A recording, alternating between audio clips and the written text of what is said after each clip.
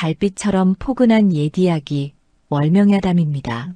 오늘도 건강과 웃음이 늘 함께 하시길 바랍니다. 구독과 좋아요로 함께 해주시면 더 많은 이야기를 들려드릴 수 있습니다. 자, 이제 달빛 같은 이야기 속으로 함께 걸어가 보겠습니다.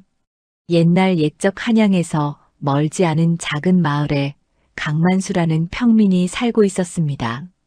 만수는 매일 아침 해가 뜨기 전에 일어나 장터로 향했지요. 그의 일은 정해진 것이 없었습니다. 오늘은 짐을 나르고 내일은 밭을 갈고 모레는 장작을 패는 품팔이였습니다.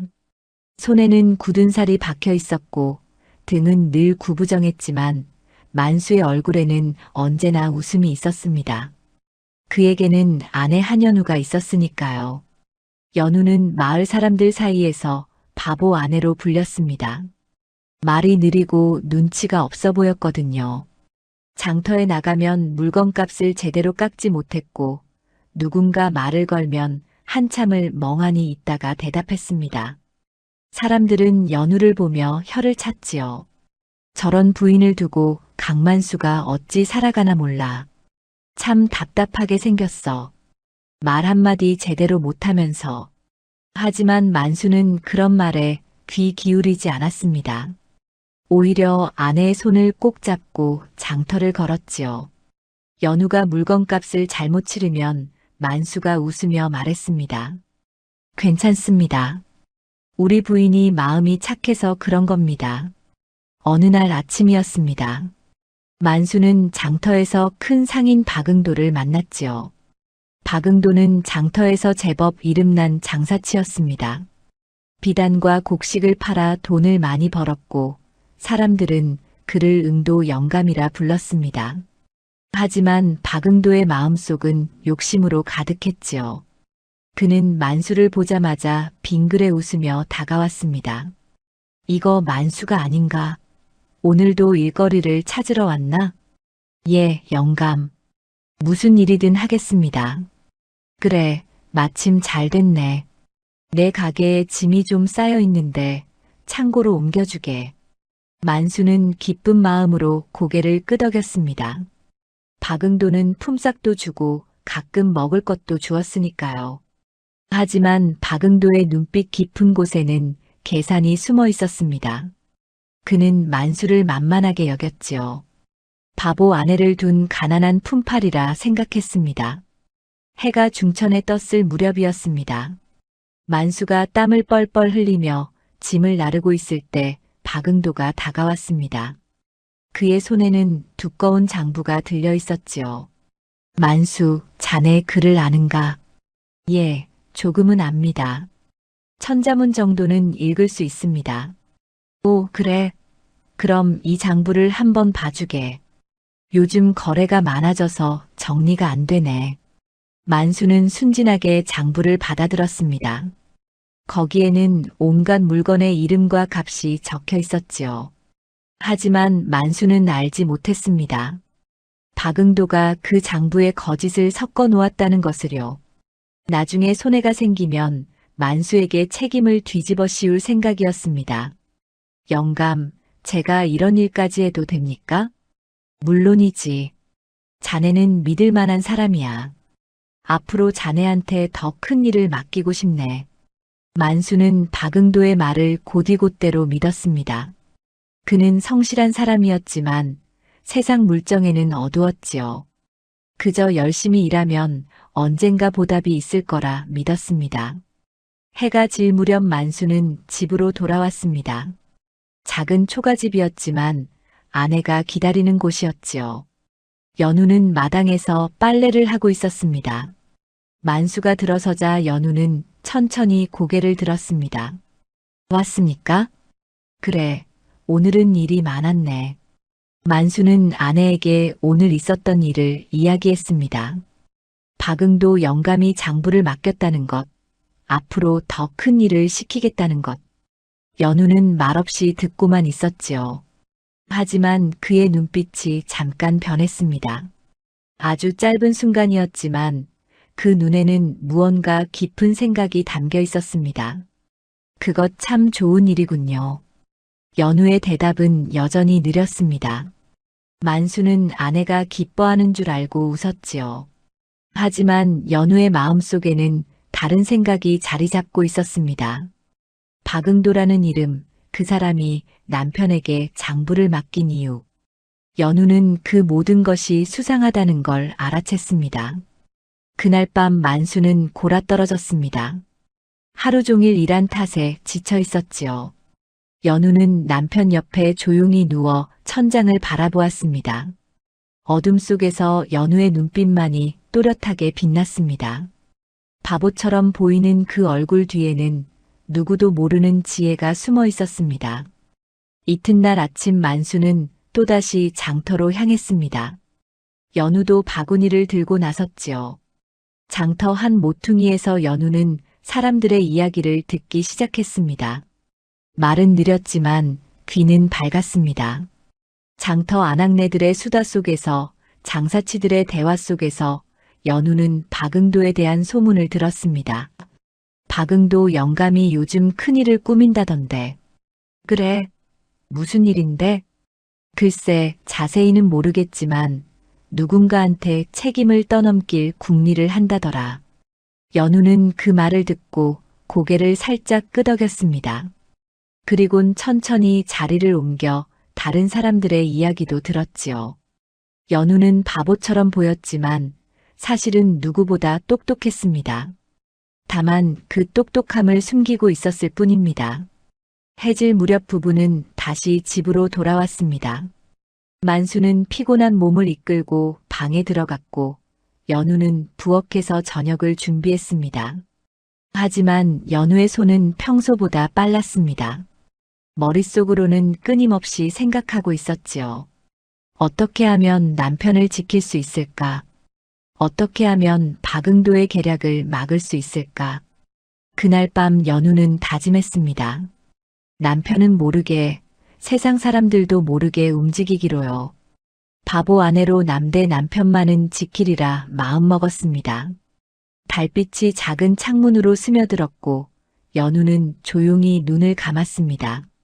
내일부터 진짜 싸움이 시작될 것이었습니다. 며칠이 지났습니다. 만수는 여전히 박응도의 가게를 드나들며 장부를 정리했습니다. 숫자를 세고 물건 이름을 적는 일이었지요. 만수는 그 일이 자신에게 큰 기회라고 믿었습니다. 품팔이에서 벗어나 제대로 된 일꾼이 될 수 있을 거라 생각했지요. 만수, 오늘은 이 물건들을 장부에 적어두게. 박응도는 만수에게 비단 뭉치와 곡식 자루를 가리켰습니다. 하지만 실제 물건의 수와 장부에 적힌 수는 달랐지요. 박응도는 일부러 숫자를 부풀려 적었습니다. 나중에 물건이 모자라면 만수가 훔친 것처럼 꾸밀 생각이었습니다. 영감, 이 비단이 20필이 맞습니까? 그렇다네. 내가 직접 세어봤으니 틀림없어. 만수는 의심 없이 장부에 적었습니다. 사실 비단은 18필밖에 없었지만 만수는 그걸 알 리 없었지요. 박응도는 속으로 비웃으며 만수의 뒷모습을 바라보았습니다. 저 멍청한 놈은 끝까지 모르겠지. 나중에 손해가 나면 저놈 탓으로 돌리면 그만이야. 박응도의 계획은 치밀했습니다. 며칠 후 장터에 큰 장사치가 올 예정이었지요. 그때 비단과 곡식을 팔면 큰 돈을 벌 수 있었습니다. 하지만 박응도는 그 돈을 혼자 챙기고 손해는 만수에게 떠넘길 생각이었습니다. 장부에는 만수의 이름이 적혀 있었으니 관가에서도 만수를 의심할 것이었습니다. 해질 무렵 만수는 집으로 돌아왔습니다. 얼굴에는 웃음이 가득했지요. 연우가 마당에서 나무를 다듬고 있었습니다. 만수는 아내 옆에 앉으며 말했습니다. 오늘도 영감께서 칭찬하셨네. 내가 일을 잘한다고 말이야. 그래요? 다행이군요. 연우의 대답은 여전히 느렸습니다. 하지만 그의 눈빛은 남편의 얼굴을 찬찬히 살피고 있었지요. 만수의 기쁜 표정 뒤에 숨은 위험을 연우는 느끼고 있었습니다. 며칠 후에 큰 장사치가 온다더군. 그때 물건을 많이 팔면 영감께서 나를 정식 일꾼으로 삼으신대. 정식 일꾼이라니 참 좋은 일이네요. 연우는 고개를 끄덕이며 나무를 계속 다듬었습니다. 하지만 속으로는 다른 생각을 하고 있었지요. 큰 장사치가 온다는 것, 그때 물건을 판다는 것. 연우는 그 시기가 위험하다는 걸 직감했습니다. 박응도가 무언가 꾸미고 있다는 확신이 들었지요. 그날 밤 만수가 잠든 후 연우는 조용히 일어났습니다. 달빛을 받으며 마당에 나와 앉았지요. 차가운 밤 공기가 얼굴을 스쳤지만 연우는 신경 쓰지 않았습니다. 머릿속으로 그동안 들은 이야기들을 하나하나 되짚어 보았습니다. 장터 아낙네들이 했던 말, 장사치들의 수군거림, 박응도의 눈빛. 모든 것이 하나로 이어졌습니다. 박응도는 큰 장사를 앞두고 손해를 떠넘길 사람을 찾고 있었던 것입니다. 그 사람이 바로 만수였지요. 이대로 두면 안 되겠어. 저 사람은 내 남편을 제물로 삼으려 하고 있어. 연우는 주먹을 꽉 쥐었습니다. 하지만 곧 손을 펴며 깊은 숨을 들이마셨지요. 화를 내면 안 되었습니다. 지혜롭게 움직여야 했습니다. 바보 아내로 남으면서도 남편을 지킬 방법을 찾아야 했지요. 이튿날 아침 연우는 일찍 일어나 장터로 향했습니다. 바구니에는 집에서 기른 채소 몇 개가 들어있었지요. 연우는 장터 한 구석에 자리를 잡고 앉았습니다. 사람들이 오가는 걸 멍하니 바라보는 것처럼 보였지만 사실은 귀를 쫑긋 세우고 있었습니다. 박응도 영감이 큰 거래를 준비한다면서? 그래, 한양에서 큰 장사치가 온대. 비단을 많이 사간다더군. 그럼 큰 돈을 벌겠네. 부럽기도 하지. 연우는 그 대화를 듣고 고개를 끄덕였습니다. 큰 장사치가 오는 날짜도 확인했지요. 사흘 후였습니다. 연우는 천천히 자리에서 일어나 다른 곳으로 이동했습니다. 박응도의 가게 근처였습니다. 연우는 바보처럼 멍하니 서서 가게를 바라보았지요. 사람들은 연우를 보며 혀를 찼습니다. 저 부인 또 왔네. 참 답답하게 생겼어. 하지만 연우는 신경 쓰지 않았습니다. 그저 가게 안을 살폈지요. 박응도가 어떤 물건을 정리하는지, 누구와 이야기하는지, 연우는 모든 것을 눈에 담았습니다. 해가 중천에 떴을 때였습니다. 박응도가 가게 밖으로 나왔습니다. 그리곤 다른 장사치와 만나 이야기를 나누었지요. 연우는 멀찍이 떨어져 서서 그들의 대화를 엿들었습니다. 사흘 후에 물건을 넘기면 되는 거지. 그렇네. 비단 20필과 쌀 100섬이야. 문제 없겠나? 물건이 부족하면 거래가 깨질 수도 있어. 걱정 마. 장부에는 다 적혀 있으니까. 혹시 모자라도 내 책임은 아니야. 박응도는 비웃으며 말했습니다. 연우는 그 말을 듣고 확신했지요. 박응도는 처음부터 물건을 속여 적었고 문제가 생기면 만수에게 책임을 뒤집어 씌울 생각이었습니다. 연우는 조용히 그 자리를 떠났습니다. 집으로 돌아가는 길에 여러 가지 생각을 했지요. 어떻게 하면 남편을 구할 수 있을까? 어떻게 하면 박응도의 계략을 막을 수 있을까? 저녁 무렵 만수가 돌아왔습니다. 연우는 웃으며 남편을 맞이했지요. 만수는 아내에게 오늘도 박응도가 칭찬했다고 말했습니다. 연우는 고개를 끄덕이며 듣고 있었습니다. 사흘 후에 큰 거래가 있대. 그때까지 장부를 잘 정리하면 된다고 하셨어. 그래요? 남편이 열심히 하니 영감께서 믿으시는 모양이네요. 연우의 말은 여전히 느렸습니다. 하지만 속으로는 결심을 굳히고 있었지요. 사흘 후 그날이 위험한 날이었습니다. 그날까지 연우는 움직여야 했습니다. 그날 밤 연우는 또다시 잠들지 못했습니다. 남편의 고른 숨소리를 들으며 계획을 세웠지요. 박응도를 막으려면 증거가 필요했습니다. 하지만 직접 나서면 안 되었습니다. 바보 아내가 갑자기 영리해지면 의심받을 테니까요. 연우는 다른 방법을 생각했습니다. 장터 사람들을 이용하는 것이었지요. 소문을 퍼뜨리고 사람들이 박응도를 의심하게 만드는 것. 그렇게 하면 남편을 지킬 수 있을 것 같았습니다. 이튿날부터 연우는 본격적으로 움직이기 시작했습니다. 바보 아내의 탈을 쓴 채로요. 누구도 눈치채지 못하게 조용히 하지만 확실하게 움직였습니다. 위기는 다가오고 있었지만 연우는 두렵지 않았습니다. 사랑하는 남편을 지키기 위해서라면 무엇이든 할 수 있었으니까요. 이튿날 아침 연우는 남편보다 먼저 일어났습니다. 마당에 나가 물을 길어오고 부엌에 불을 지폈지요. 만수가 눈을 떴을 때는 이미 아침상이 차려져 있었습니다.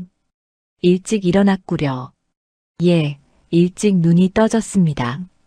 연우는 천천히 대답하며 남편 앞에 밥그릇을 놓았습니다. 만수는 아침을 먹고 장터로 향했지요. 연우도 바구니를 들고 집을 나섰습니다. 하지만 오늘 바구니에는 채소가 아닌 다른 것이 담겨 있었습니다. 집에서 길쌈하던 삼배 몇 필이었지요. 장터에 도착한 연우는 한 구석에 자리를 잡았습니다. 삼배를 펼쳐놓고 지나가는 사람들을 멍하니 바라보았지요. 얼마 지나지 않아 한 아낙네가 다가왔습니다. 부인, 이 삼배 얼마요? 10단량입니다. 아낙네의 눈이 커졌습니다. 삼배의 값은 보통 20냥쯤 했거든요. 연우는 일부러 싸게 부른 것이었지요. 정말 10단량이요? 그럼 내가 다 사겠소. 예, 가져가십시오. 연우는 아무렇지도 않게 삼배를 넘겼습니다. 아낙네는 기쁜 얼굴로 돈을 내고 갔지요. 그 모습을 본 다른 사람들이 수군거리기 시작했습니다. 저 부인 참 어리석네. 삼배를 그 값에 팔다니. 바보 아내라더니 정말 그런가 보구만. 연우는 그 말을 들은 척도 하지 않았습니다.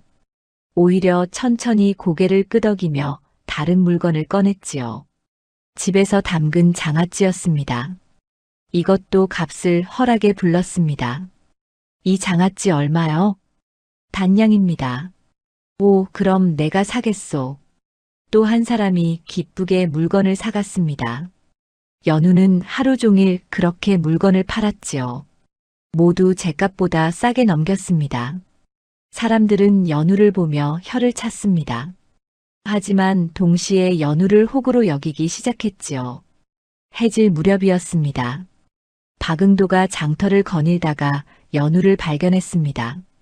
연우가 물건을 싸게 파는 걸 본 박응도는 빙그레 웃었지요. 저 멍청한 것이 장사도 제대로 못하는구나. 만수놈도 저런 아내를 두고 있으니 얼마나 답답하겠어. 박응도는 연우에게 다가갔습니다. 연우는 박응도를 보고 천천히 고개를 숙였지요. 영감, 안녕하십니까? 오, 만순의 부인 아닌가. 장사를 하고 있었구려. 예, 집에 있는 것들을 좀 팔고 있습니다. 박응도는 연우가 펼쳐놓은 물건들을 둘러보았습니다. 그리곤 슬쩍 말을 꺼냈지요. 부인, 혹시 우리 가게에서 물건 좀 팔아주겠소?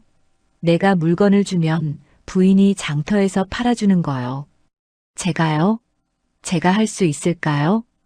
연우의 목소리는 망설이는 것처럼 들렸습니다. 하지만 속으로는 빙그레 웃고 있었지요. 박응도가 먼저 다가온 것이었습니다. 물론이요. 그리 어려운 일이 아니니 부인도 할 수 있을 거요. 그럼 한번 해보겠습니다. 연우는 순순히 고개를 끄덕였습니다. 박응도는 흡족한 얼굴로 돌아갔지요. 그는 연우를 이용해 물건을 팔 생각이었습니다. 연우가 바보 같으니 나중에 책임을 떠넘기기도 쉬울 거라 여겼습니다. 다음 날부터 연우는 박응도의 가게에서 물건을 받아 팔기 시작했습니다. 비단 자투리와 곡식 몇 대였지요. 연우는 그것들을 싸게 팔았습니다. 사람들은 연우에게 몰려들었고 물건은 금방 팔렸습니다. 부인, 오늘도 물건 있소? 예, 있습니다. 이것 보십시오. 연우는 물건을 내밀며 천천히 말했습니다. 사람들은 연우를 호구로 여기며 물건을 샀지요. 하지만 연우는 싸게 팔면서도 눈여겨보는 것이 있었습니다. 누가 무엇을 샀는지, 얼마에 샀는지, 모든 것을 기억하고 있었습니다. 며칠이 지났습니다. 박응도는 연우가 물건을 잘 판다며 더 많은 물건을 맡겼지요. 연우는 순순히 받아들였습니다.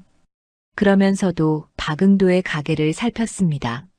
어떤 물건이 들어오고 나가는지, 장부에는 무엇이 적혀 있는지. 어느 날 저녁이었습니다.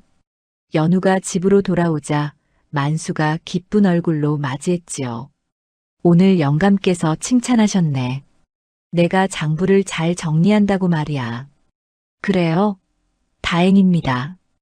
연우는 웃으며 대답했습니다. 하지만 속으로는 긴장하고 있었지요. 큰 거래 날짜가 하루 앞으로 다가왔습니다. 내일이면 한양에서 큰 장사치가 온다는 것이었습니다.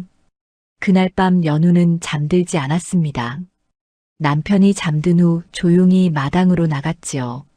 달빛 아래에서 연우는 그동안 모은 정보들을 되짚어 보았습니다. 박응도가 속인 물건의 수, 장부에 적힌 거짓말, 그리고 내일 올 장사치. 연우는 알고 있었습니다. 내일 거래가 끝나면 박응도는 물건이 부족하다며 만수를 탓할 것이라는 거요.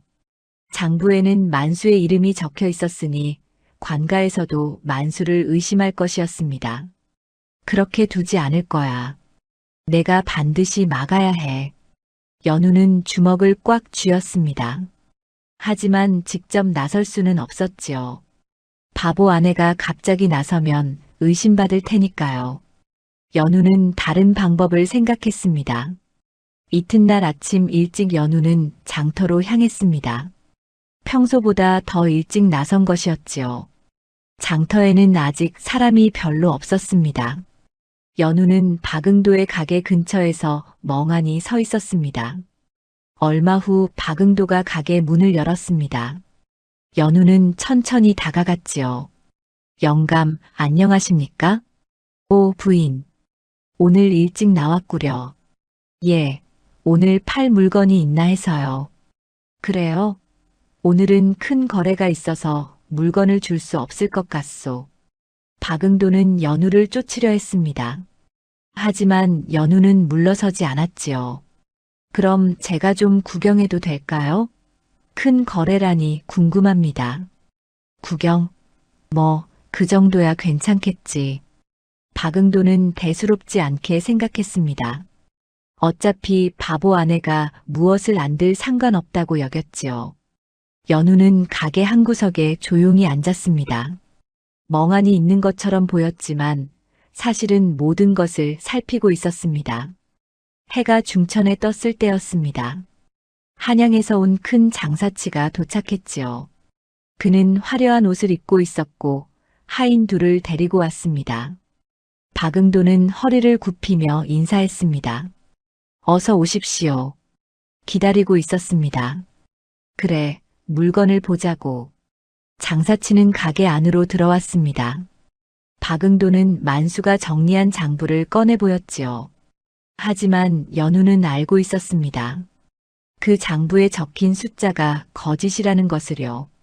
이제 연우가 움직일 때가 왔습니다. 바보 아내의 탈을 쓴 채로 누구도 모르게 판을 뒤집을 때였습니다. 한양에서 온 장사치는 박응도가 내민 장부를 찬찬히 살폈습니다. 비단 20필 쌀 100성. 장부에는 그렇게 적혀 있었지요. 장사치는 고개를 끄덕이며 말했습니다. 좋아. 그럼 물건을 확인해 보지. 예, 그러시지요. 박응도는 안심한 얼굴로 창고 쪽을 가리켰습니다. 하지만 속으로는 조마조마했지요. 실제 물건은 장부보다 적었으니까요. 박응도는 나중에 만수를 탓하며 빠져나갈 생각이었습니다. 연우는 가게 구석에 조용히 앉아 있었습니다. 멍하니 있는 것처럼 보였지만 눈은 장사치와 박응도를 번갈아 보고 있었지요. 이제 곧 박응도의 거짓이 드러날 것이었습니다. 장사치가 창고로 들어갔습니다. 하인들이 비단을 세고 쌀자루를 확인했지요. 얼마 후 하인 하나가 나와 장사치에게 속삭였습니다. 장사치의 얼굴이 굳어졌습니다. 박 영감, 이게 어찌된 일이요? 무슨 말씀이십니까? 비단이 20필이 아니라 18필밖에 없소. 쌀도 95썸밖에 안 되고. 박응도의 얼굴이 하얗게 질렸습니다. 하지만 곧 당황한 표정을 지으며 말했지요. 그럴 리가 없습니다. 장부에 분명히 적혀 있는데요. 장부야 뭐든 적을 수 있지. 물건이 부족한 건 사실 아니오? 장사치는 화가 난 얼굴로 박응도를 노려보았습니다. 박응도는 당장 만수를 끌어들이려 했지요. 아, 이것은 제 잘못이 아닙니다. 장부를 정리한 놈이 따로 있습니다. 그게 누구요? 강만수라는 자인데 그놈이 훔쳐간 게 틀림없습니다. 박응도는 서둘러 말했습니다. 하지만 그때였습니다. 연우가 천천히 자리에서 일어났지요. 모두의 눈이 연우에게 쏠렸습니다. 저기, 제가 한 말씀 드려도 될까요? 연우의 목소리는 여전히 느렸습니다. 장사치가 연우를 보며 물었지요. 당신은 누구요? 저는 강만수의 아내입니다. 강만수, 방금 박 영감이 말한 그 사람 말이요? 예, 맞습니다. 박응도는 화들짝 놀라며 연우를 말렸습니다. 하지만 연우는 천천히 입을 열었지요. 제 남편은 훔친 게 없습니다. 다만 영감께서 주신 대로 장부에 적었을 뿐입니다. 무슨 소리요? 내가 거짓을 적으라고 했단 말이오? 박응도는 발끈했습니다. 하지만 연우는 침착하게 말을 이었지요. 며칠 전부터 저는 영감의 물건을 받아 장터에서 팔았습니다. 그때마다 영감께서는 제게 비단 몇 필 쌀 몇 썸이라고 말씀하셨지요. 그런데 실제로 세어보면 늘 적었습니다. 그건 부인이 잘못 센 거 아니오? 아닙니다. 저는 바보지만 숫자는 셀 줄 압니다. 연우의 목소리에 힘이 실렸습니다. 장사치가 관심을 보이며 물었지요. 그럼 증거라도 있소? 예, 있습니다. 연우는 품에서 작은 천조각을 꺼냈습니다. 거기에는 날짜와 물건, 그리고 실제 수량이 적혀 있었지요. 연우가 며칠 동안 몰래 적어둔 것이었습니다. 이것을 보십시오. 제가 팔았던 물건들의 실제 수량입니다. 영감께서 말씀하신 것과 다릅니다. 장사치는 천조각을 받아들고 살폈습니다. 거기에는 박응도가 연우에게 넘긴 물건들의 기록이 적혀 있었지요. 장부보다 늘 적었습니다. 이게 사실이요, 박 영감. 그건 저건 부인이 지어낸 겁니다. 바보 아내가 무엇을 알겠습니까? 박응도는 발버둥 쳤습니다. 하지만 연우는 흔들리지 않았지요. 그럼 장터 사람들에게 물어보십시오. 제가 영감의 물건을 팔 때 얼마나 많은 사람이 샀는지 알 겁니다. 장사치는 고개를 끄덕이며 하인을 보냈습니다. 하인은 장터로 나가 사람들에게 물었지요. 얼마 후 하인이 돌아와 보고했습니다. 사실입니다. 장터 사람들이 모두 증언합니다. 저 부인이 물건을 싸게 팔았다고 합니다. 장사치는 박응도를 노려보았습니다. 박응도는 식은땀을 흘리며 뒷걸음질 쳤지요. 이것은 오해입니다. 제가 왜 그런 짓을 하겠습니까? 증거가 다 나왔는데 무슨 오해요? 당신이 장부를 속인 거요. 장사치는 화가 나서 장부를 내던졌습니다. 박응도는 당황하며 말을 더듬었지요. 그때 연우가 다시 입을 열었습니다. 영감께서는 처음부터 제 남편에게 책임을 떠넘기려 하셨습니다. 장부에 남편 이름을 적어두고 나중에 모든 걸 남편 탓으로 돌릴 생각이었지요. 무슨 근거로 그런 말을 하는 거요? 며칠 전 영감께서 다른 장사치와 이야기하시는 걸 들었습니다. 혹시 물건이 모자라도 자기 책임은 아니라고 하셨지요. 연우의 말에 장사치는 고개를 끄덕였습니다. 모든 것이 명확해졌지요. 박응도가 처음부터 속일 생각이었다는 것이. 박 영감, 당신과는 더 이상 거래하지 않겠소. 그리고 이 일은 관가에 알려야겠소. 아니, 잠깐만요. 제 말 좀 들어보십시오. 박응도는 애원했지만 소용없었습니다. 장사치는 하인들을 데리고 가게를 나갔지요. 박응도는 그 자리에 주저앉았습니다. 연우는 조용히 가게를 나왔습니다. 멍하니 걷는 것처럼 보였지만 입가에는 작은 미소가 걸려 있었지요. 남편을 지켰습니다. 아무도 모르게 바보 아내로 남으며 해질 무렵 만수가 집으로 돌아왔습니다. 얼굴에는 걱정이 가득했지요. 오늘 큰일이 났네. 박응도 영감이 장사치와 다퉜다더군. 그래요?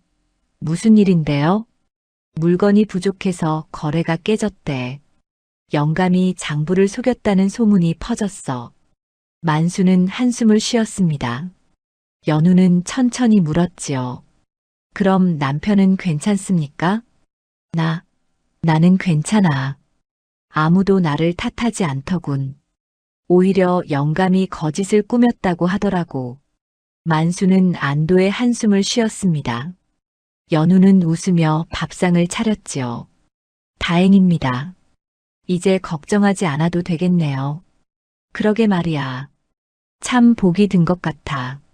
만수는 아내가 무엇을 했는지 전혀 몰랐습니다. 연우도 말하지 않았지요.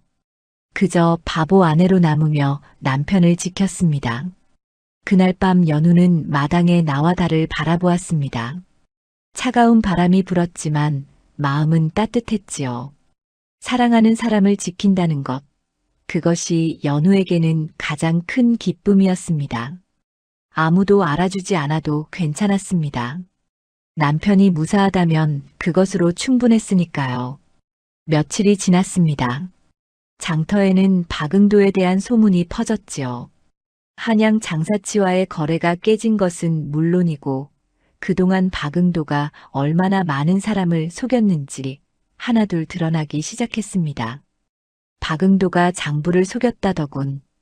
그래, 나도 예전에 그 사람한테 물건 샀는데 이상하다 싶었어. 이제 보니 다들 속은 거였어. 교활한 사람이야. 사람들은 수군거렸습니다. 박응도의 가게에는 손님이 뚝 끊겼지요. 아무도 그를 믿지 않았습니다. 박응도는 가게 안에 틀어박혀 나오지 않았습니다. 연우는 여전히 장터를 드나들었습니다. 바구니에 채소를 담아 팔면서 사람들의 이야기를 들었지요. 박응도가 무너지고 있다는 것을 알았지만 내색하지 않았습니다. 그저 멍하니 앉아 있을 뿐이었습니다. 어느 날 아침이었습니다. 박응도가 가게 문을 열고 나왔지요. 얼굴은 초췌했고 눈빛은 흔들리고 있었습니다. 그는 장터를 둘러보다가 연우를 발견했습니다. 연우는 여전히 한 구석에 앉아 물건을 팔고 있었지요. 박응도는 연우에게 다가갔습니다. 사람들이 그 모습을 보며 웅성거렸지요. 박응도는 연우 앞에 서서 한참을 말없이 내려다보았습니다. 부인. 예, 영감. 연우는 천천히 고개를 들었습니다. 박응도는 입술을 깨물며 말했지요. 부인이 나를 무너뜨렸소. 무슨 말씀이십니까? 아니, 아무것도 모르는 척하지 마시오. 부인이 그날 증거를 내놓았소. 박응도의 목소리에는 원망이 섞여 있었습니다. 하지만 연우는 담담하게 대답했지요. 저는 제 남편을 지켰을 뿐입니다. 남편을 지켰다고? 그래서 나를 이 꼴로 만든 거요? 영감께서 먼저 제 남편을 해치려 하셨습니다. 저는 그것을 막았을 뿐이지요. 연우의 말은 여전히 느렸지만 단단했습니다. 박응도는 할 말을 잃고 고개를 떨구었지요. 사람들은 그 모습을 보며 수군거렸습니다. 저 바보 같던 부인이 박응도를 막았다니. 허허, 세상에 정말 바보는 없나 보구만. 박응도는 비틀거리며 돌아섰습니다. 연우는 그 뒷모습을 조용히 바라보았지요. 불쌍하다는 생각은 들지 않았습니다. 그는 자신의 욕심 때문에 무너진 것이었으니까요. 그 후로 박응도의 몰락은 빨라졌습니다. 빚을 갚지 못해 가게를 넘기게 되었고 집마저 팔아야 했지요. 사람들은 박응도를 보며 혀를 찼습니다. 하지만 아무도 동정하지 않았습니다. 한편 만수의 삶은 조금씩 나아지고 있었습니다. 박응도에게서 벗어난 후 다른 일을 찾았지요. 장터에서 짐을 나르고 밭을 가는 일이었지만 마음은 편했습니다. 무엇보다 아내가 옆에 있다는 것이 큰 힘이었습니다. 오늘은 품삯을 많이 받았네. 만수는 기쁜 얼굴로 집에 돌아왔습니다. 연우는 웃으며 남편을 맞이했지요. 그래요? 수고하셨습니다. 이제 좀 살만해질 것 같아. 박응도 영감 일을 그만둔 게 잘한 일이야. 만수는 모든 게 우연이라고 생각했습니다. 박응도가 무너진 것도 자신이 무사한 것도 운이 좋았다고 여겼지요. 연우가 무엇을 했는지는 전혀 몰랐습니다. 연우도 말하지 않았습니다. 남편이 편안하게 살아간다면 그것으로 충분했으니까요. 바보 아내로 남는 것쯤은 아무렇지도 않았습니다. 어느 날 저녁이었습니다. 만수와 연우는 마당에 앉아 저녁 하늘을 바라보았지요. 해가 지고 별이 뜨기 시작했습니다. 우리 참 복이 많지? 만수가 말했습니다. 연우는 고개를 끄덕였지요. 그렇습니다. 박응도 영감이 무너지지 않았다면 나도 위험했을 거야. 하늘이 도운 것 같아. 하늘이 도왔겠지요. 연우는 웃으며 대답했습니다. 하늘이 아니라 연우가 도운 것이었지만 말하지 않았지요. 만수는 아내의 손을 꼭 잡았습니다. 당신이 있어서 참 다행이야. 저도 남편이 있어서 다행입니다. 두 사람은 서로를 바라보며 웃었습니다. 말은 많지 않았지만 마음은 통했지요. 연우는 남편의 손을 느끼며 생각했습니다. 이 사람을 지키기 위해서라면 무엇이든 할 수 있다고. 시간이 흘렀습니다.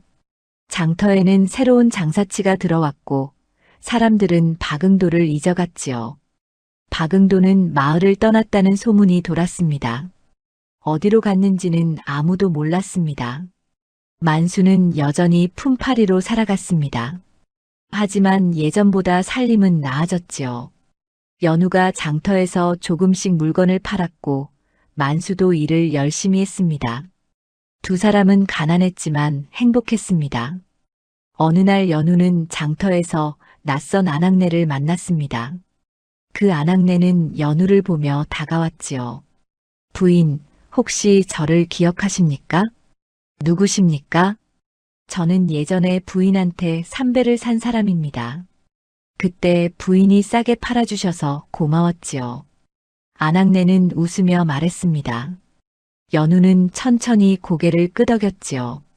아, 그러셨군요. 그런데 부인, 나중에 안 일인데 부인이 박응도를 무너뜨렸다면서요? 제가 무너뜨린 게 아닙니다. 그저 진실을 말했을 뿐이지요. 연우는 담담하게 대답했습니다. 아낙네는 감탄하며 연우를 바라보았지요. 부인을 보면 늘 바보 같다고 생각했는데 알고 보니 가장 영리한 분이셨군요. 아닙니다. 저는 그저 제 남편을 지켰을 뿐입니다. 연우는 웃으며 자리에서 일어났습니다. 아낙네는 연우의 뒷모습을 보며 고개를 저었지요. 세상에는 보이는 것보다 보이지 않는 것이 더 많다는 걸 깨달았습니다. 해가 저물었습니다. 연우는 집으로 돌아가는 길에 문득 멈춰 섰지요. 저 멀리 박응도가 떠난 방향을 바라보았습니다. 연우는 그를 미워하지 않았습니다. 다만 자신의 욕심을 이기지 못한 사람이라고 생각했지요. 사람은 욕심을 부리면 스스로 무너진다. 나는 그저 지켜야 할 사람을 지켰을 뿐. 연우는 그렇게 생각하며 집으로 향했습니다. 멀리서 만수가 일을 마치고 돌아오는 모습이 보였지요. 연우는 웃으며 남편을 맞이하러 갔습니다. 바보 아내의 얼굴로 하지만 마음만은 누구보다 단단하게 말입니다. 계절이 바뀌어 가을이 왔습니다. 들판에는 황금빛 벼가 익어갔고 하늘은 높고 푸르렀지요. 만수는 여전히 품팔이로 살아갔지만 예전보다 일거리가 많아졌습니다. 박응도가 떠난 후 장터에는 새로운 장사치들이 들어왔고 그들은 만수를 믿고 일을 맡겼습니다. 만수, 오늘 이 곡식을 창고로 옮겨주게. 예, 알겠습니다. 만수는 성실하게 일했습니다. 사람들은 만수를 보며 고개를 끄덕였지요. 박응도처럼 거짓을 꾸미지 않는 정직한 사람이라고 믿었습니다. 연우도 장터에서 조금씩 물건을 팔았습니다. 집에서 기른 채소와 담근 장아찌를 팔았지요. 이제는 예전처럼 손해를 보며 팔지 않았습니다. 적당한 값을 받았습니다.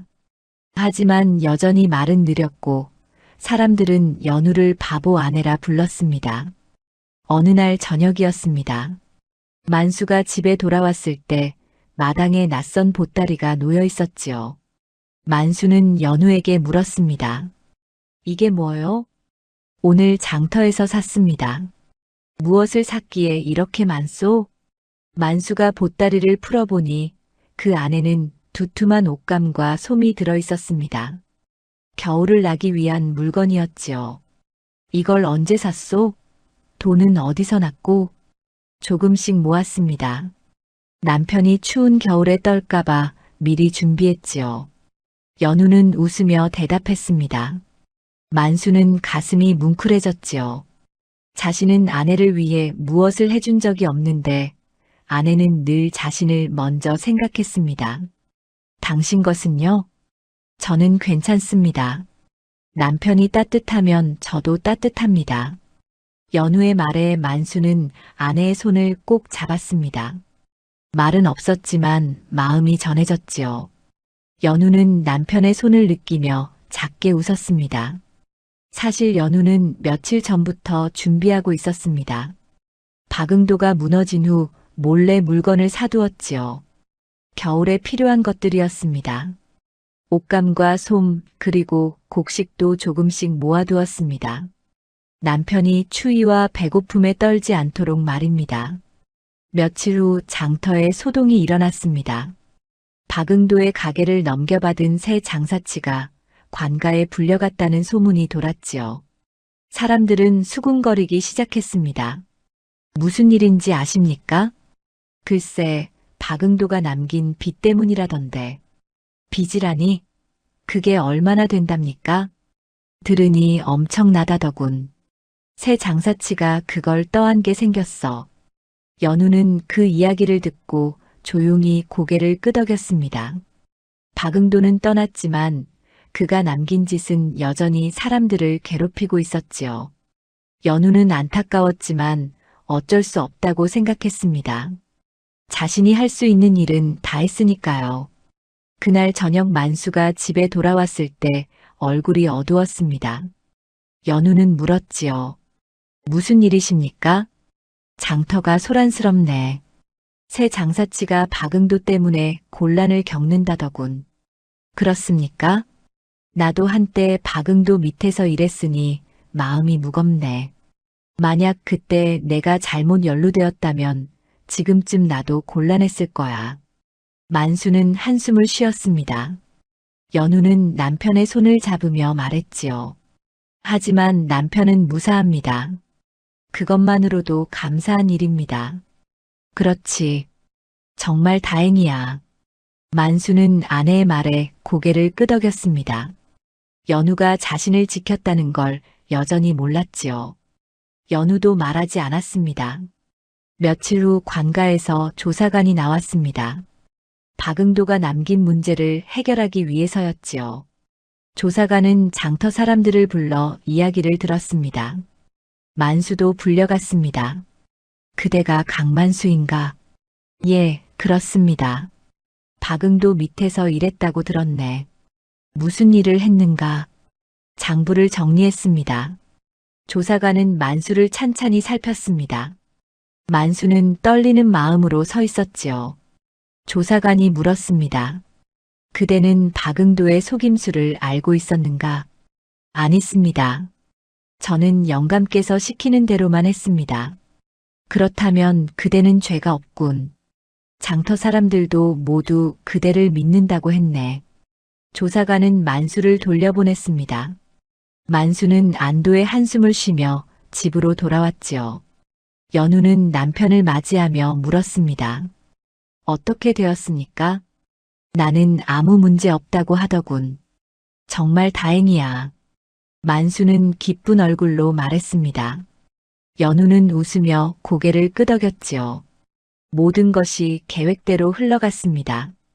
연우가 남긴 증거 덕분에 만수는 의심받지 않았습니다. 그날 밤 연우는 마당에 나와 달을 바라보았습니다. 차가운 바람이 불었지만 마음은 따뜻했지요. 남편을 지켰다는 안도감이 밀려왔습니다. 연우는 작게 미소 지으며 하늘을 올려다보았습니다. 이제 모든 게 끝났어. 남편은 무사하고 우리 살림도 안정되었어. 연우는 그렇게 생각하며 집 안으로 들어갔습니다. 만수는 이미 잠들어 있었지요. 연우는 남편의 얼굴을 조용히 바라보았습니다. 평화로운 얼굴이었습니다. 걱정도 두려움도 없는 얼굴이었지요. 연우는 남편 옆에 누웠습니다. 그리곤 천천히 눈을 감았지요. 내일도 장터에 나가 물건을 팔 것입니다. 바보 아내로 남으며 남편을 지킬 것입니다. 그것이 연우가 선택한 삶이었습니다. 며칠 후 관가의 조사가 끝났습니다. 박응도의 죄가 모두 밝혀졌고 새 장사치는 빚에서 벗어날 수 있었지요. 장터는 다시 평화를 찾았습니다. 사람들은 박응도를 잊어갔고 새로운 일상으로 돌아갔습니다. 만수와 연우도 평범한 하루를 살아갔습니다.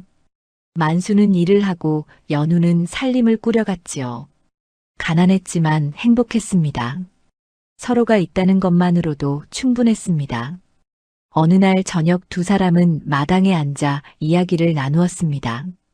별이 하나둘 떠오르고 있었지요. 우리 참 운이 좋지? 만수가 말했습니다. 연우는 웃으며 대답했지요. 운이 아니라 남편이 열심히 사셨기 때문입니다. 아니야. 당신이 있어서야. 당신이 없었다면 나는 벌써 무너졌을 거야. 만수의 말에 연우는 아무 대꾸도 하지 않았습니다. 그저 남편의 손을 꼭 잡았을 뿐이지요. 말하지 않아도 마음은 통했습니다. 두 사람은 서로를 바라보며 작게 웃었습니다. 그렇게 평화로운 밤이 깊어갔습니다. 겨울이 왔습니다. 하얀 눈이 마을을 덮었고 바람은 차가웠지요. 하지만 만수의 집은 따뜻했습니다. 연우가 미리 준비한 옷감과 솜 덕분이었습니다. 만수는 두툼한 옷을 입고 일을 나갔고 저녁이면 따뜻한 방에서 쉴 수 있었지요. 장터는 여전히 북적였습니다. 추운 날씨에도 사람들은 물건을 사고 팔았지요. 박응도가 떠난 자리에는 새로운 장사치가 자리 잡았고 그는 정직하게 장사했습니다. 사람들은 안심하고 물건을 샀습니다. 만수는 이제 여러 사람에게서 일을 받았습니다. 장사치들은 만수를 믿었지요. 성실하고 정직한 사람이라는 것을 알았으니까요. 만수의 품삯도 조금씩 늘어났습니다. 만수, 이번 달은 품삯을 더 주겠네. 고맙습니다. 더 열심히 일하겠습니다. 만수는 기쁜 마음으로 일했습니다. 집으로 돌아가는 길에는 늘 웃음이 있었지요. 연우가 기다리고 있다는 생각만으로도 마음이 따뜻해졌습니다. 연우도 여전히 장터에 나갔습니다. 추운 날씨에도 바구니를 들고 나가 물건을 팔았지요. 사람들은 연우를 보며 여전히 바보 아내라 불렀습니다. 하지만 이제는 그 말에 따뜻함이 섞여 있었습니다. 저 부인 참 부지런하네. 그러게 말이야. 추운 날씨에도 나오다니. 만수가 저런 부인을 두어서 복이 많아. 사람들은 연우를 보며 고개를 끄덕였습니다. 바보 같아 보여도 마음만은 착한 사람이라고 생각했지요. 연우는 그런 말들을 들으며 작게 웃었습니다. 아무도 진실을 모른다는 것이 오히려 편했습니다. 어느 날 장터에서 낯선 사람이 나타났습니다. 누더기 옷을 입고 얼굴은 초췌했지요. 사람들은 그를 보고 깜짝 놀랐습니다. 그는 바로 박응도였습니다. 저게 박응도 아닌가? 맞아, 박응도야. 어쩌다 저 꼴이 되었나? 사람들은 수군거렸습니다. 박응도는 마을을 떠난 후 이곳저곳을 떠돌았지요. 하지만 어디에서도 받아주지 않았습니다. 소문이 퍼져서 아무도 그를 믿지 않았으니까요. 박응도는 결국 구걸하며 살게 되었습니다. 박응도는 장터를 천천히 걸었습니다. 예전에 자신의 가게가 있던 곳을 바라보았지요. 이제는 다른 사람의 가게가 되어 있었습니다. 박응도는 한숨을 쉬며 고개를 떨구었습니다. 그때 박응도의 눈에 연우가 들어왔습니다. 연우는 한 구석에 앉아 물건을 팔고 있었지요. 박응도는 연우를 보자 걸음을 멈췄습니다. 한참을 망설이다가 천천히 다가갔습니다. 부인. 연우는 고개를 들었습니다. 박응도를 보고도 놀라지 않았지요. 천천히 입을 열었습니다. 영감, 오랜만입니다. 나를 기억하시오? 예, 기억합니다. 박응도는 연우 앞에 무릎을 꿇었습니다. 사람들이 그 모습을 보며 웅성거렸지요. 박응도는 떨리는 목소리로 말했습니다. 부인, 나를 용서해 주시오. 무엇을 용서하란 말씀이십니까? 내가 부인의 남편을 해치려 했소. 그것이 내 죄요. 박응도의 목소리에는 후회가 가득했습니다. 연우는 박응도를 조용히 바라보았지요. 영감께서는 이미 대가를 치르셨습니다. 제가 용서할 것도 없습니다. 하지만 나는 여전히 괴롭소. 욕심을 부린 대가가 이렇게 컸을 줄 몰랐소. 박응도는 얼굴을 가리며 흐느꼈습니다. 연우는 품에서 작은 주머니를 꺼냈지요. 그 안에는 밥 몇 덩이가 들어 있었습니다. 이것을 드십시오. 부인, 배고프실 텐데 이것이라도 드시고 가십시오. 연우는 주머니를 박응도 앞에 놓았습니다. 박응도는 눈물을 흘리며 주머니를 받아들었지요. 사람들은 그 광경을 보며 숙연해졌습니다. 부인, 고맙소. 정말 고맙소. 박응도는 몇 번이고 고개를 숙였습니다.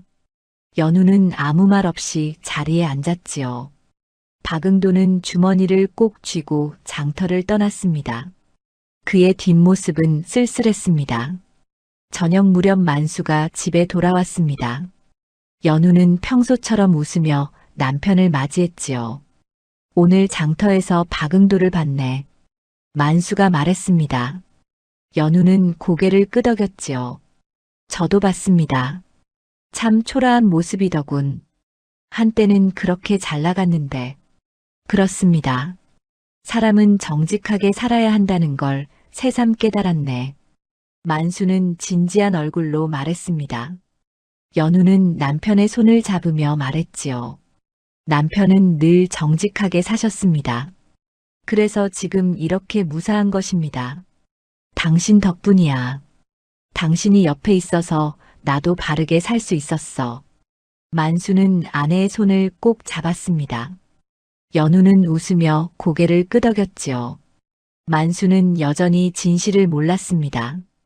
연우가 자신을 지키기 위해 무엇을 했는지 전혀 알지 못했지요. 그날 밤 연우는 마당에 나와 하늘을 바라보았습니다. 눈이 소복이 쌓여 있었고 달빛이 환했습니다. 연우는 박응도를 떠올렸지요. 그 사람도 처음부터 나쁜 사람은 아니었을 거야. 다만 욕심이 너무 컸던 것뿐. 연우는 그렇게 생각하며 한숨을 쉬었습니다. 미워하지는 않았습니다. 다만 안타까울 뿐이었지요. 사람은 자신이 한 일의 대가를 받게 되어 있었습니다. 박응도도 그랬고 만수도 그랬습니다. 며칠 후 마을에 소문이 돌았습니다. 박응도가 이웃 마을로 떠났다는 소문이었지요. 어디로 갔는지는 아무도 몰랐습니다. 사람들은 박응도를 완전히 잊어갔습니다. 만수와 연우의 삶은 평화로웠습니다. 추운 겨울이었지만 집 안은 따뜻했지요. 두 사람은 서로를 의지하며 하루하루를 살아갔습니다. 가난했지만 행복했습니다. 어느 날 저녁 만수가 연우에게 물었습니다. 당신은 나를 왜 사랑하시오? 그냥 사랑합니다. 나는 가진 것도 없고 잘난 것도 없는데. 그래도 좋습니다. 남편이니까요. 연우의 대답은 단순했습니다. 만수는 그 말에 가슴이 뭉클해졌지요. 아내가 자신을 얼마나 사랑하는지 새삼 깨달았습니다. 나도 당신을 사랑하오. 고맙습니다. 두 사람은 서로를 바라보며 웃었습니다. 말은 많지 않았지만 마음은 통했지요. 연우는 남편의 손을 꼭 잡았습니다. 이 사람을 지키기 위해서라면 앞으로도 무엇이든 할 것이었습니다. 바보 아내로 남으면서 말입니다. 봄이 왔습니다. 얼었던 땅이 녹고 새싹이 돋아났지요. 겨울을 무사히 넘긴 만수와 연우는 새로운 계절을 맞이했습니다. 두 사람의 삶은 여전히 평범했지만 그 안에는 깊은 행복이 담겨 있었습니다. 만수는 이제 장터에서 제법 이름이 알려진 일꾼이 되었습니다. 사람들은 만수를 믿고 일을 맡겼지요. 정직하고 성실한 사람이라는 소문이 퍼졌기 때문입니다. 만수의 품삯은 예전보다 2배로 늘어났습니다. 만수, 오늘도 수고했네. 이것밖에. 고맙습니다. 언제든 일 있으면 말씀하십시오. 만수는 품삯을 받고 집으로 향했습니다. 손에 쥔 돈이 묵직했지요. 이제는 끼니 걱정도 하지 않았고 옷도 제대로 입을 수 있었습니다. 만수는 모든 것이 복 덕분이라고 생각했습니다. 연우도 장터에서 물건을 팔았습니다. 이제는 물건을 꽤 잘 팔았지요. 사람들은 연우에게서 물건을 사며 말했습니다. 부인, 물건값이 참 적당하네. 고맙습니다. 예전에는 너무 싸게 팔아서 걱정했는데 이제는 제법이야. 사람들은 연우를 보며 웃었습니다. 여전히 바보 아내라 불렀지만 이제는 정겨운 말투였지요. 연우는 그 말을 들으며 작게 웃었습니다. 어느 날 저녁이었습니다. 만수와 연우는 마당에 앉아 저녁 노을을 바라보았지요. 하늘은 붉게 물들어 있었고 바람은 따뜻했습니다. 우리 참 많은 일을 겪었지? 만수가 말했습니다. 연우는 고개를 끄덕였지요. 그렇습니다. 박응도 일도 있었고 힘든 시절도 있었지. 하지만 지금은 괜찮아. 예, 남편 덕분입니다. 아니야.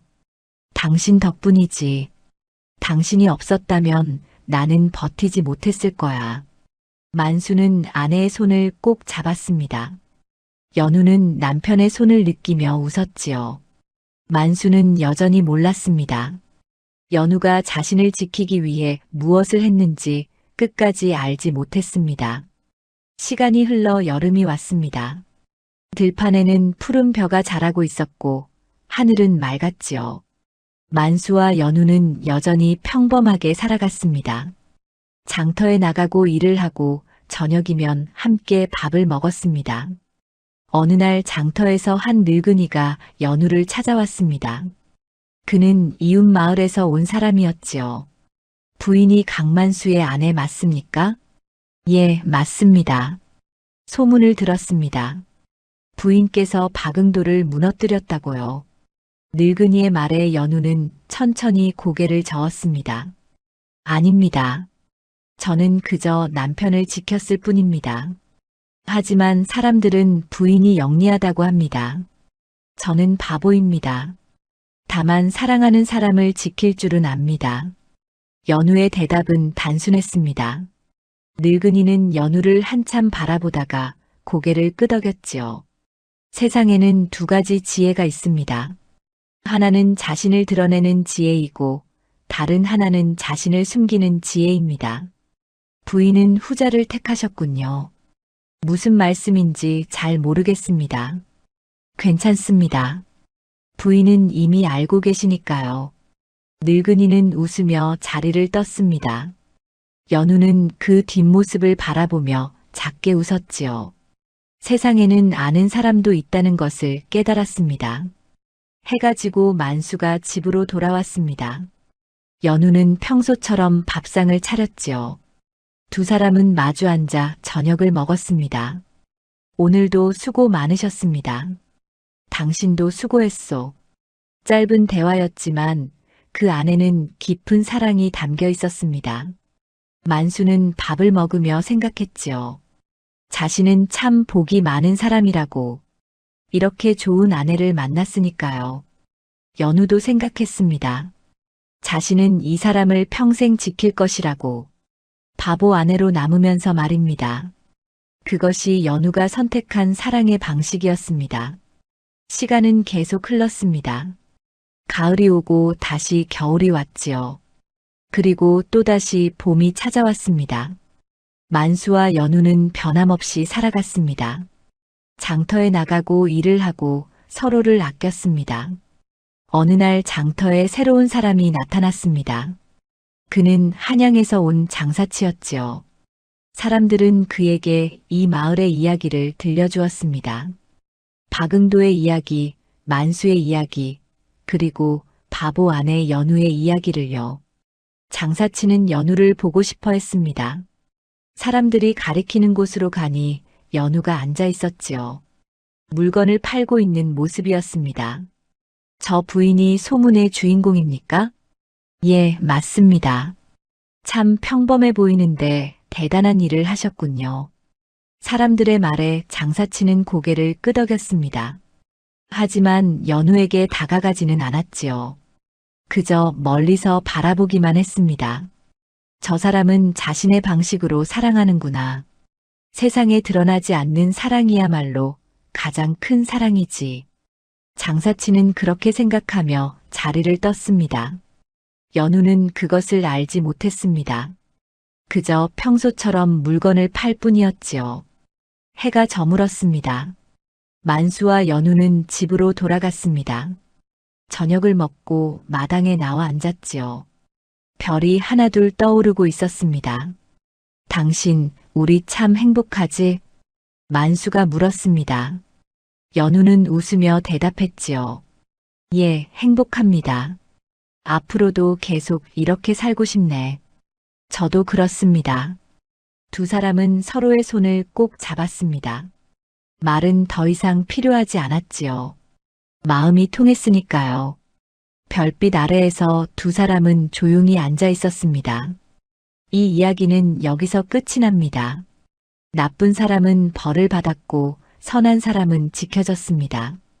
연우의 정체는 끝내 드러나지 않았지요. 만수는 평생 모르고 살았습니다. 하지만 그것이 연우가 원한 것이었습니다. 사랑은 때로 드러내지 않는 것입니다. 조용히 곁에서 지키는 것이지요. 연우는 그런 사랑을 했습니다. 바보 아내의 탈을 쓰고서 말입니다. 그리고 그 사랑 덕분에 만수는 행복했습니다. 세상에는 보이는 것보다 보이지 않는 것이 더 많습니다. 드러나는 것보다 숨겨진 것이 더 소중하지요. 연우의 사랑이 그랬습니다. 아무도 몰랐지만 가장 위대한 사랑이었습니다. 달빛이 작은 마을을 비추고 있었습니다.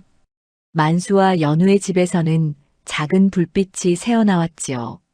두 사람은 여전히 손을 잡고 앉아 있었습니다.